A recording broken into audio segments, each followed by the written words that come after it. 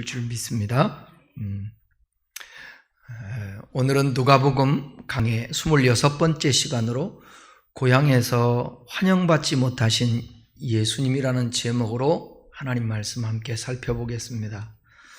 예수님께서 여러 회당에서 가르치셨을 때 많은 사람들에게 칭송을 받으셨습니다. 왜냐하면 그분의 입으로 나오는 그 말씀들이 지금까지 들어보지 못했던 진리의 말씀이었기 때문에 그렇습니다. 그리고 예수님의 고향인 나사렛으로 가셔서 늘 하시던 대로 회당에 가셨습니다. 예수님은 그곳에서 이사야의 성경의 글을 읽으시고 이 글이 오늘 너희 귀에 응하였느니라 그렇게 말씀하셨습니다. 이사야에 인용한 내용입니다. 오늘 본문 위에 나오는 4장 18절에서 19절을 함께 읽어보겠습니다. 주의 성령이 내게 임하셨으니 이는 가난한 자에게 복음을 전하게 하시려고 내게 기름을 부으시고 나를 보내사 포로된 자에게 자유를 눈먼 자에게 다시 보게 함을 전파하며 눌린 자를 자유롭게 하고 주의 은혜의 해를 전파하게 하려 하심이니라 하였더라.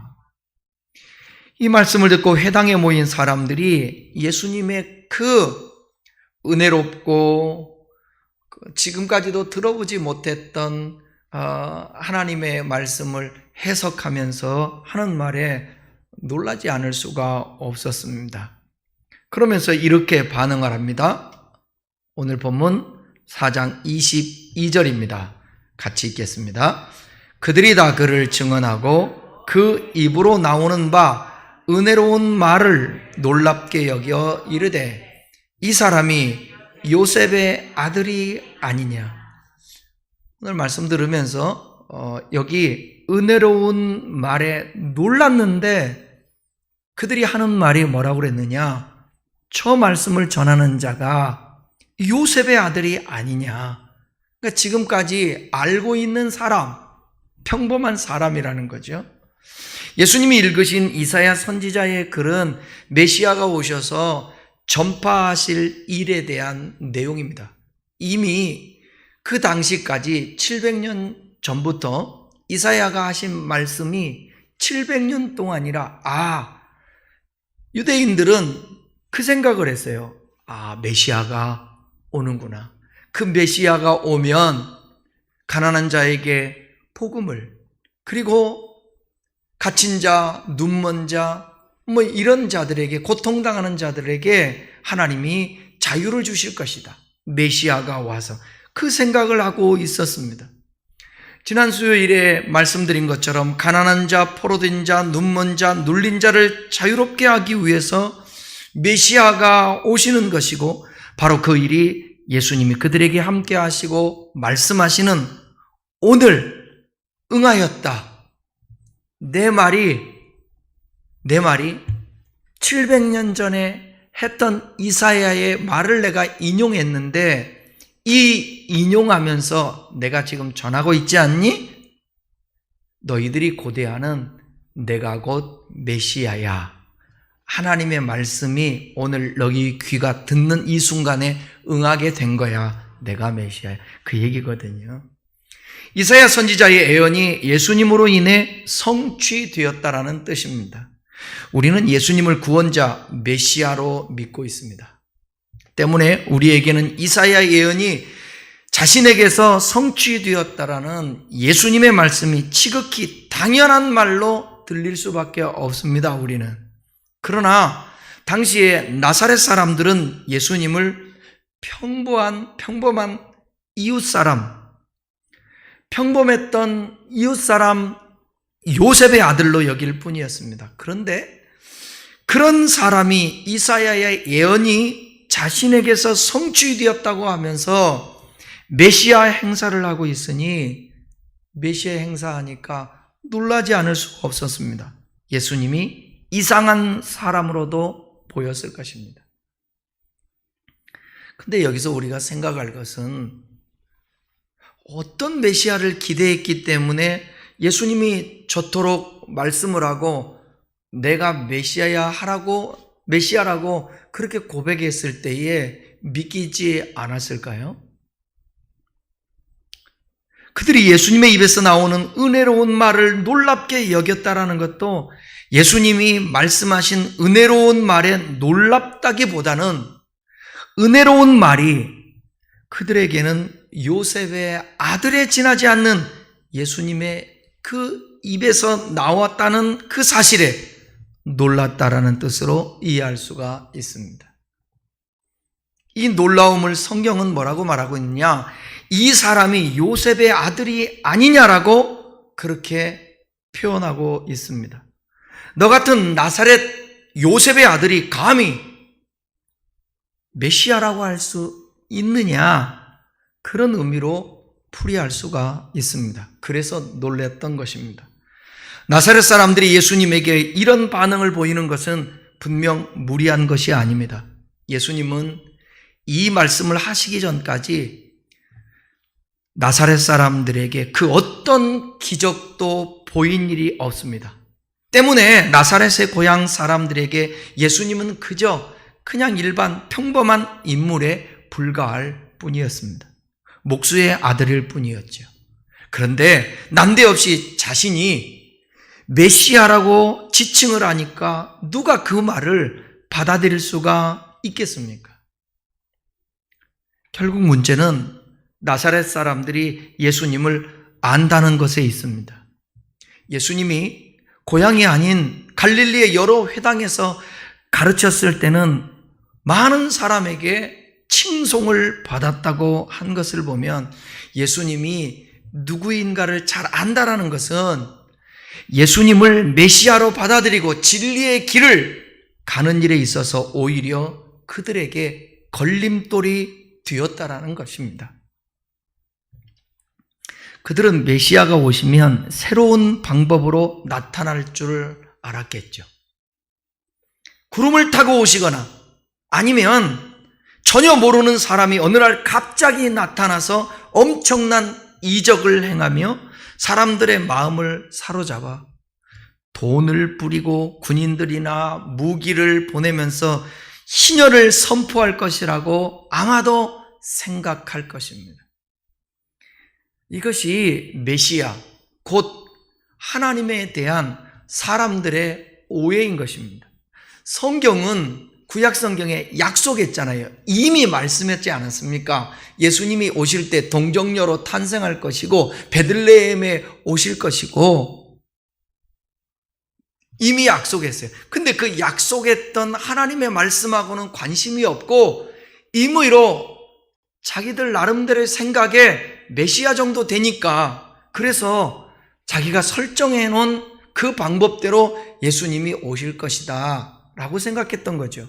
그러니까 오늘날도 믿지 못하는 이유가 뭘까? 예수를 믿지 못하는 그 이유들은 하나님이 하시는 방식이 이해가 가지 않는 거예요. 그리고 인간의 이성대로, 인간의 방법대로 어떤 일들을 하나님이 행하셔야 되고 이미 내가 설정한 대로 뭔가가 되어야 하나님은 존재하고 하나님은 역사한 것이고 예수님 우리의 구원자가 된다라고 생각하고 있는 것입니다. 근데 당시 주님은 돈도 없고요, 무기도 없고요, 군사도 없이 나타나서 이런 엄청난 선언을 하니까 갈릴리에 있는 나사렛의 사람들은 받아들일 수가 없는 것입니다. 나사렛 사람들이 예수를 믿기 가장 큰 어려움은 예수님을 인간적으로 너무 잘하는 것이고 예수님이 인간적으로 너무 평범하셨기 때문입니다. 그래서 육체적으로 예수님과 가까운 관계에 있고 잘 안다라는 것이 신앙에 전혀 도움이 되지 않았습니다. 만일 이들이 눈으로 보이고 인간적으로 가까운 것을 완전히 배제하고 성경의 눈으로 또 성령의 증거하심을 들었다면 예수님의 선언을 기대하며 영접하였을 것입니다. 이것이 비단 나사렛 사람들만의 문제가 아니었습니다. 예수님이 오신다고 그렇게 약속했는데 700년 동안이나 안 오니까 혹여 메시아가 왔을까? 메시아가 왔는데도 불구하고 요한복음 1장에 보게 되면 빌립이 나다나엘에게 이와 같이 말을 합니다. 요한복음 1장 45절을 한번 보십시다. 6절 모세가 율법에 기록하였고 여러 선지자가 기록한 그 일을 우리가 만났으니, 자 여기 잠깐만요. 모세의 율법에 기록한 대로 또 여러 선지자가 기록한 대로 그 일을 우리가 만났으니, 구약 성경을 얘기하는 거예요. 구약 성경에 말씀한 예수를 우리가 만났다, 그렇게 하는 거예요. 그 다음에 요셉의 아들 나사렛 예수라. 요셉의 아들 나사렛 예수인데 이 예수가 구약의 율법에 선지자들이 말씀했던, 예언했던 그라는 거예요. 46절 나다나엘에게 이르되 나사렛에서 무슨 선한 것이 날 수 있느냐? 빌립이 이르되 와서 보라 하니라. 빌립은 확신하고 있었습니다. 그래서 지금 나다나엘에게 와보라, 성경에 약속했던 메시아가 왔다, 이 말을 들은 나다나엘이 뭐라고 얘기했다고요?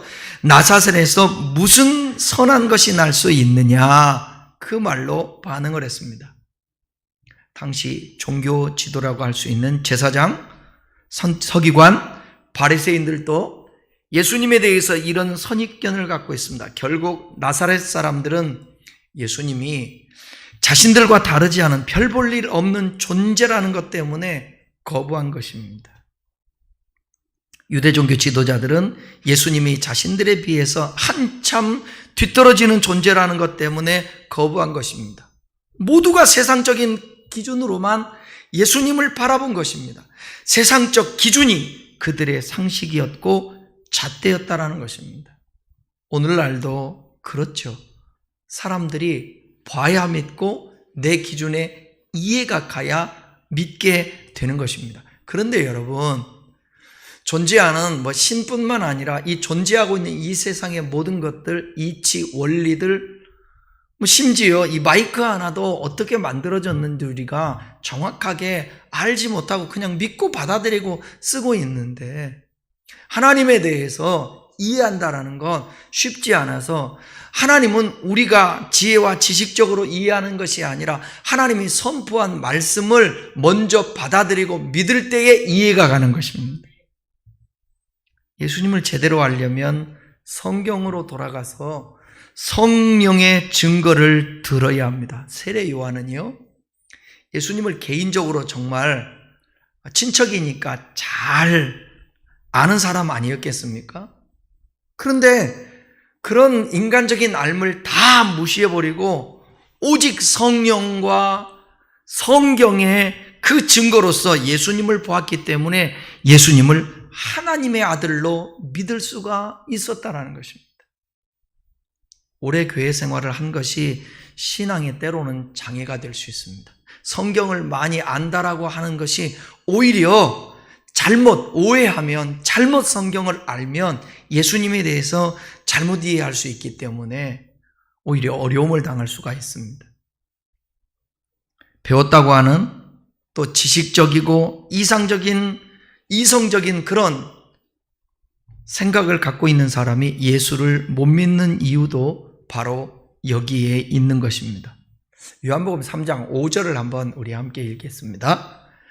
예수께서 대답하시되 진실로 진실로 내게 이르노니 사람 곧 물과 성령으로 나지 아니하면 하나님의 나라에 들어갈 수 없느니라.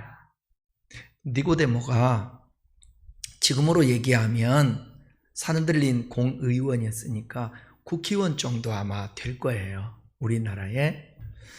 그런데 인생을 살아보니까 늘 곤고하고 아마도 그런 고민이 있지 않을까?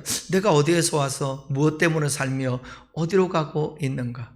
내가 지금 잘 살고 있는 것일까? 그때에 소문을 들었습니다. 예수님께서 하시는 말씀이 진리를 선포하고 그분이 어마어마한 능력을 행하기도 하고 구원을 선포한다라는 그 말씀을 듣게 된 것입니다. 그래서 예수님 앞에 나가서 예수님, 어떻게 하여야 거듭날 수 있고 영생 얻을 수 있고 그럴 수 있습니까? 그렇게 예수님께 질문을 했습니다. 그랬더니 이 말씀을 한 거예요. 내가 진실로 진실로 내게 이르노니 사람이 물과 성령으로 나지 아니하면 하나님 나라에 들어갈 수 없느니라. 그러니까 성령의 감동과 역사 속에 우리가 깨닫고 그 주님을 받아들임으로 말미암아 구주와 임금으로 모시고 우리가 거듭나 하나님 나라에 들어갈 수 있다는 거죠. 예수님은 자신을 부정하는 고향 사람들에게 속담을 인용하면서 말씀을 이어갑니다. 23절 한번 읽어보겠습니다.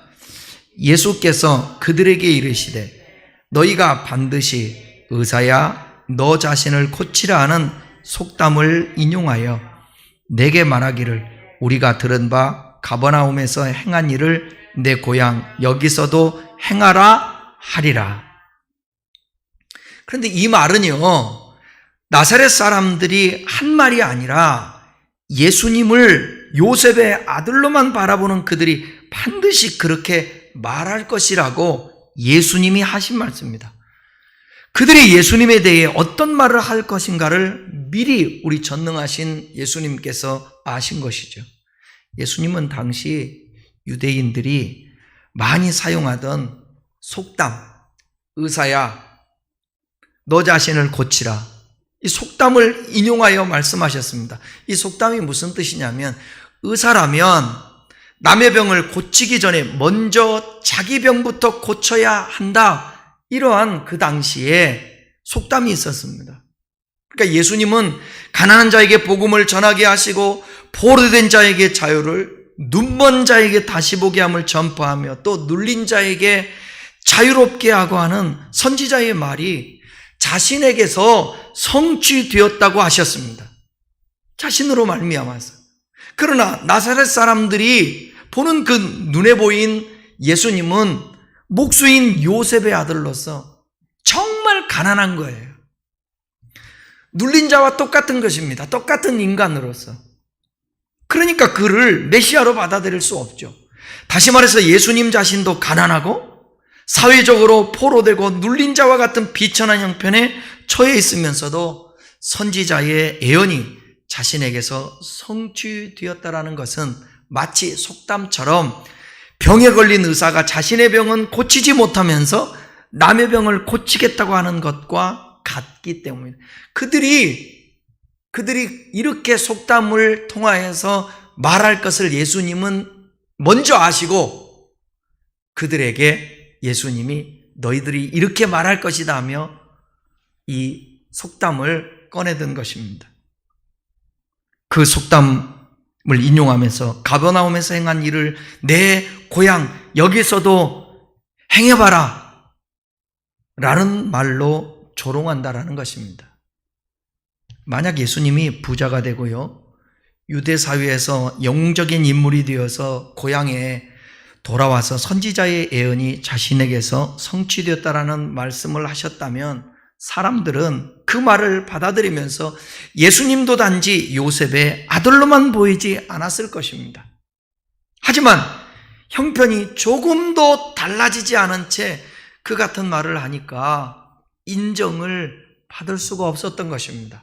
그들이 기대했던 메시아는 전혀 지금 와서 선포하고 계신 예수님을 생각하지 않았던 것입니다. 우리도요, 능력이 있고 학벌도 좋고 높은 위치에 있는 사람들이 어떤 말을 하면 신빙성이 있게 생각합니다. 사람은 옛날이나 지금이나 똑같은 것 같아요. 그래서 우리는 영안이 열려 하나님의 말씀을 볼 줄 알아야 되고 하나님의 역사를 분별할 줄 알아야 하는 것입니다. 그래서 여러분, 하버드 대학 나왔다고 그러면 그냥 그 말이 신뢰가 되는 거예요. 그죠? 우리나라에서는 서울대학교 나왔으면 최고 엘리트, 공부 잘한 사람, 그래서 저 사람은 똑똑하고 뭔가 많이 알고 있기 때문에 저 사람이 하는 말들이 옳아.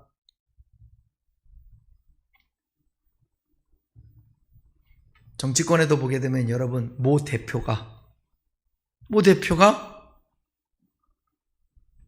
문제의 지금 정치권의 중심에 있는데 하버드 출신입니다. 이상한 유튜브, 국회의원 하다가 유튜브를 하고 거짓말을 하고 그러는 사람이 하버드 출신입니다. 그러니까 우리가 생각하고 있는 안다고 해서, 지식을 갖다고 해서 특별히 그 사람이 윤리적이고 도덕적이라든지 어떤 것을 통찰력 있게 잘 본다라고 우리가 말할 수만은 없는 것이에요. 왜냐하면 당시에도 예수님을 배척했던 사람들이 주로 누굽니까? 여기 나사렛 사람들 같은 경우는 좀 부족하고 못 배웠다고 합시다. 그런데 당시의 종교 지도자였던 서기관, 바리새인, 율법학자, 제사장들, 이런 사람들이 예수님을 부정하고 모독하고 예수님을 알아차리지도 못하는 영적으로 가리워졌던 사람들이라는 것입니다.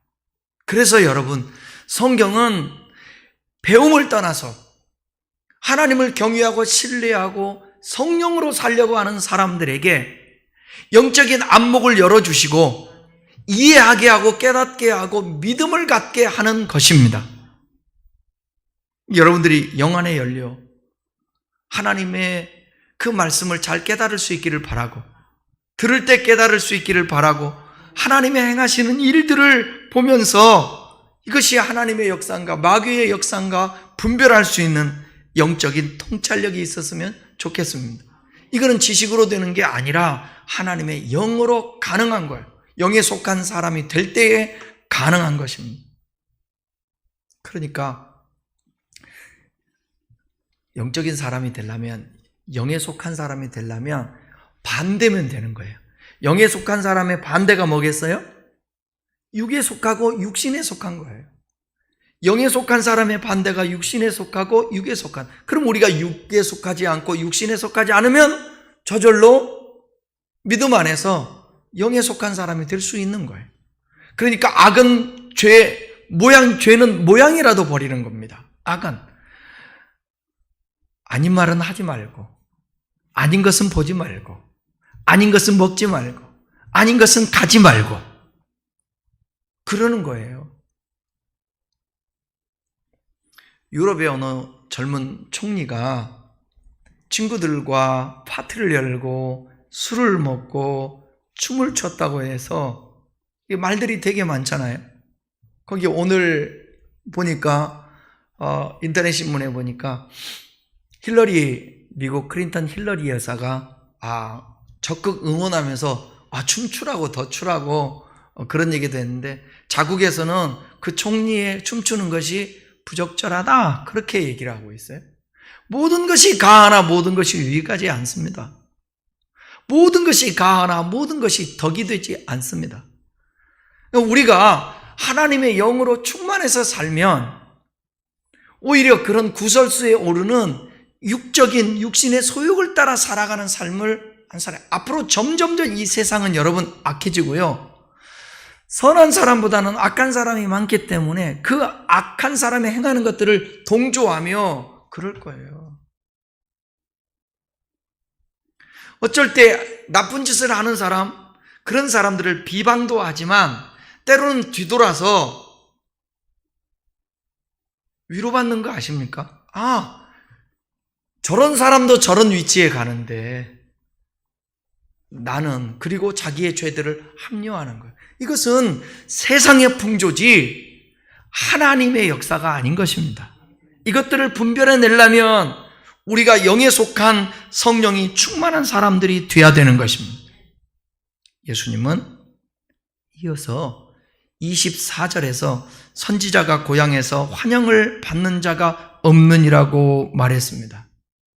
그리고 이 사실을 설명하기 위해서 두 사건을 인용하여 말합니다. 이 말씀은 좀 잘 들으셔야 돼요. 누가복음 4장 25, 27절까지입니다. 읽겠습니다. 내가 참으로 너희에게 이르노니 엘리야 시대에 하늘이 3년 6개월간 닫히고 온 땅에 큰 흉년이 들었을 때에 이스라엘에 많은 과부가 있었으되 엘리야가 그중 한 사람에게도 보내심을 받지 않고 오직 시돔 땅에 있는 사랍다의 한 과부에게뿐. 또 선지자 엘리사 때에 이스라엘에 많은 나병 환자가 있었으되 그 중에 한 사람도 깨끗함을 얻지 못하고 오직 수리아 사람 나아만 뿐이었다. 하나는 열왕기상 17장에 있는 엘리사 시대에 있었던 사렙다. 근데 여러분, 우리가 그 열왕기상 17장에 보게 되면 사렙다라고 나오지 않고 뭐라고 나오죠? 사르밧 과부라고 나옵니다. 이 사렙다는 사르밧의 헬라식 지명입니다. 그러니까 똑같은 말이죠, 지명. 그는 과부였어요. 다른 하나는 열왕기하 5장에 나오는 엘리야 시대인데 나아만 장군의 이야기입니다.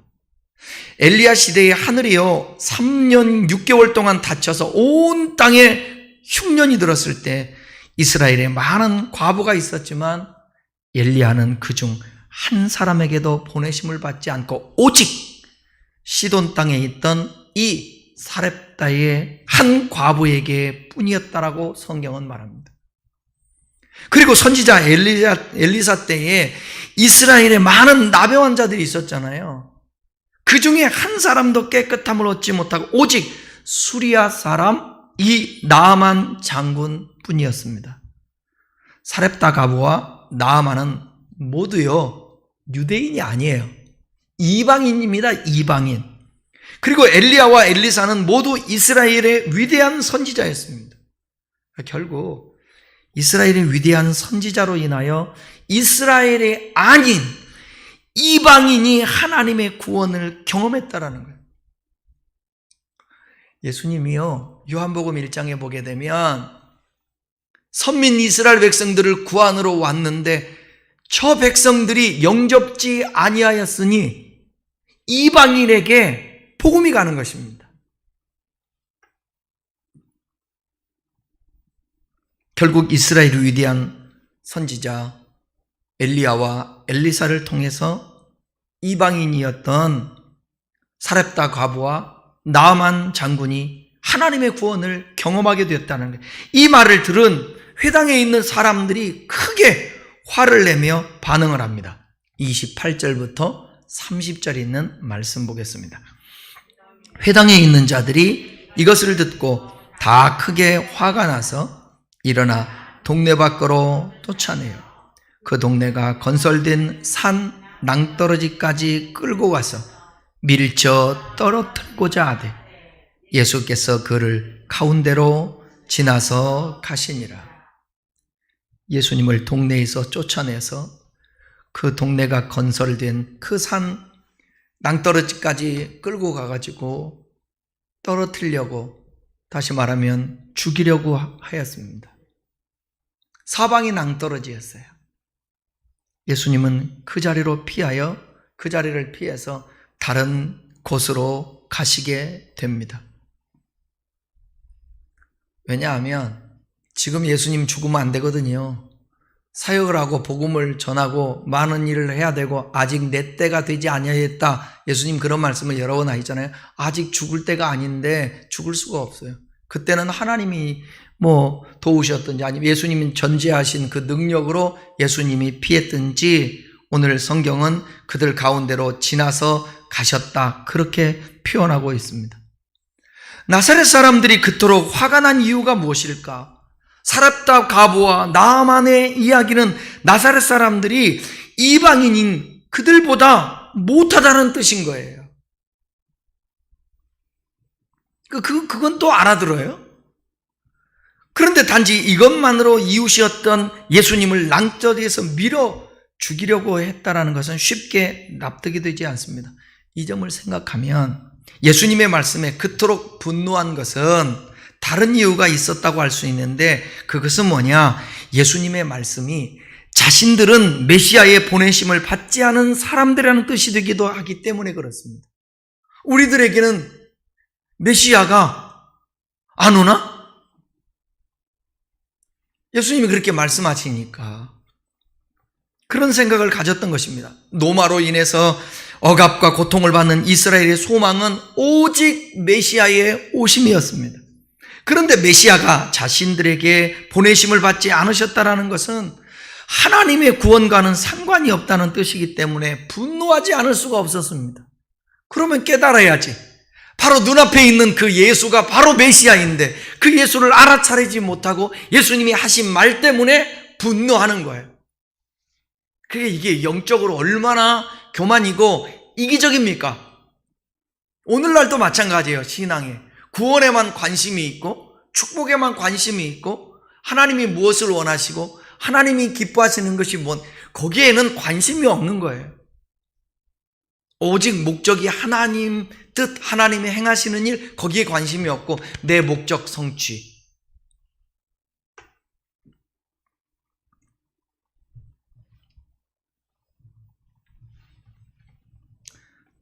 예수님의 말씀대로 하면 예수님을 단지 요셉의 아들로만 바라보는 그 나사렛 사람들의 사고방식으로는 메시아로 알아보고 영접할 수 없으며 결국 하나님의 구원에서도 멀어질 수밖에 없다라는 것을 잊지 말아야 합니다. 여러분, 예수님에 대해서도 잘 알지도 못하고 그냥 천국 가려고 하고 지옥 가지 않고 구원받으려고 오늘날의 사람들에게 주시는 그런 메시지 아닌가 생각되어져요. 주님을 향한 예수님과 함께 죽고 예수님과 함께 살고 예수님 따라가는 삶, 거기에는 관심이 없고 오직 구원에만 관심이 있고 하나님으로 말미암아서 예수로 말미암아서 내가 잘 되는 것만 관심이 있는 사람들. 왜 메시아를 기다렸을까요? 그들에게는 구원받는 것, 그들은 로마에서 벗어나는 것, 그것이 유일한 기대와 소망이었다는 거예요. 그러니까 예수님이 어떻게 오시는지, 예수님이 하시는 말씀을 듣고도 그분이 메시아인 것을 알아차리지를 못하는 거예요. 그래서 성경이 말하는 거예요. 깨어라, 근신하라, 예비하라. 너희 대적 마귀가 우는 사자와 두루다니며 삼키를 자를 찾고 있는 거예요. 그래서 우리를 미혹해요. 영적인 눈을 가리워지게 만든단 말이에요. 그래서 세상에 분주하고요, 세상권에 염려가 많고 근심이 많고 걱정이 많고 뭔가에 세상에 집중을 하잖아요. 그러면 이게 영적으로 가리워지기 때문에 하나님이 행하시는 일들이 보이지가 않아요. 그리고 이상하게 마음이 산만하고 불안하고 걱정되고 초조해지고 다급하고 그러는 거예요. 아마도 나사렛의 회당에서 예수님의 말씀을 들었던 사람들도 그러지 않을까.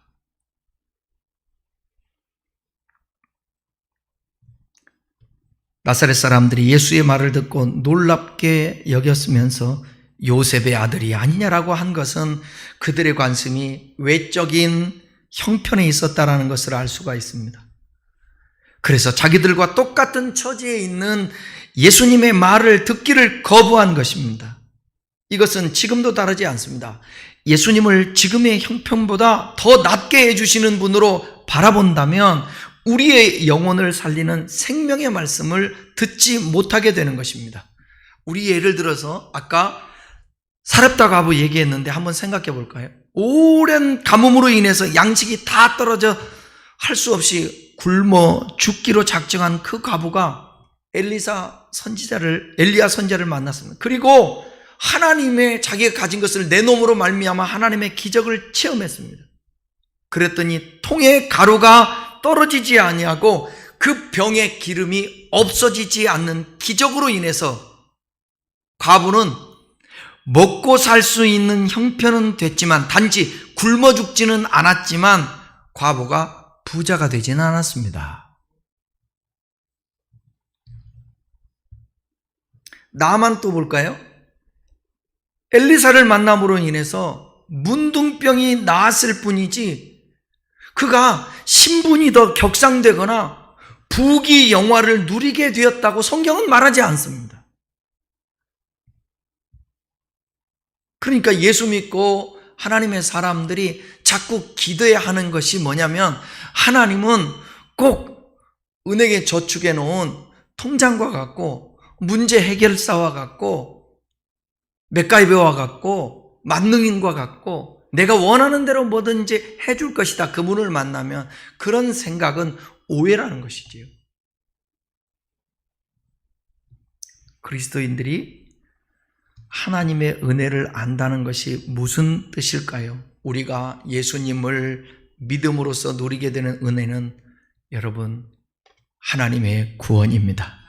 나 같은 자에게 하나님의 복음이 전파되고 나 같은 자가 복음의 말씀을 받아들이게 되었고 믿게 되었고 하나님의 생명의 구원에 참여하게 되었다는 것이 얼마나 놀라운 하나님의 은혜인지 모릅니다.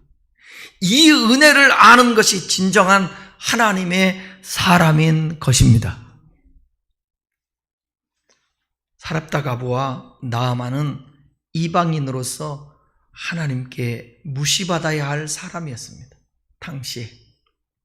그런데 그들에게 하나님의 구원의 은총이 임했습니다. 가난한 자, 포로된 자, 눈먼 자, 눌린 자가 바로 우리입니다. 사렙다 가부와 나아만처럼 하나님과 상관없는 존재였을 뿐입니다. 오늘 이 누가복음 1장에 보게 되면 편지를 쓴데 데오빌로 각하여 그렇게 나오잖아요. 데오빌로 또한 비록 각하라고 불리는 위치에 있다고 해도 하나님께 무시받는 것이 마땅한 이방인일 뿐이었습니다. 그런데 이런 이방인에게 또 우리에게 예수님이 찾아오셔서 하나님께서 우리에게 보내신 그 예수로 말미암아서 구원을 얻게 되었다는 것입니다. 하나님께 무시받아 마땅한 우리지만 예수님을 보내주심으로 말미암아 그분을 누구든지 믿는 자마다 멸망치 않고 영생을 얻게 하려 하심이라고 말씀했습니다. 이것을 아는 것이 진심으로 하나님의 은혜를 아는 것입니다.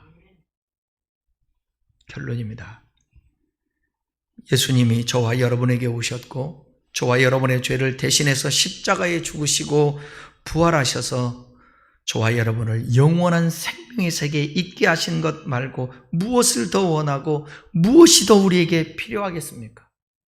이것이 가장 소중하고 중요하게 여겨지면 성경 말씀대로 무엇을 먹을까 무엇을 입을까 염려하지 말라고 하였듯이 하나님께서 구하기 전에 있어야 될 것을 허락해 주실 줄 믿고 그 다음에 참새 한 마리도 허락지 않으면 떨어지지 않고요.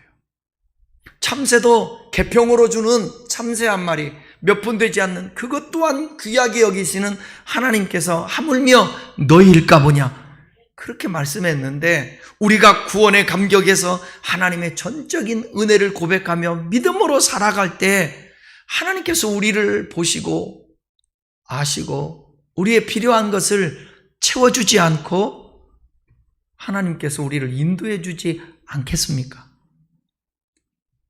그러니까 우리의 목적하는 바를 조금 내려놓고 오히려 나를 구원하시고 나와 함께 하신 하나님을 찬양하고 감사하고 어떻게 하면 주님 원하시는 뜻대로 살까를 고민하며 몸부림치고 사모할 때 하나님께서 저와 여러분들에게 충만한 전인적인 그런 은혜와 복을 내려주실 줄 믿습니다. 겸손히 우리들이 무지를 깨닫고 하나님의 은혜를 구하며 살 수 있는 저와 여러분이 됐으면 좋겠습니다.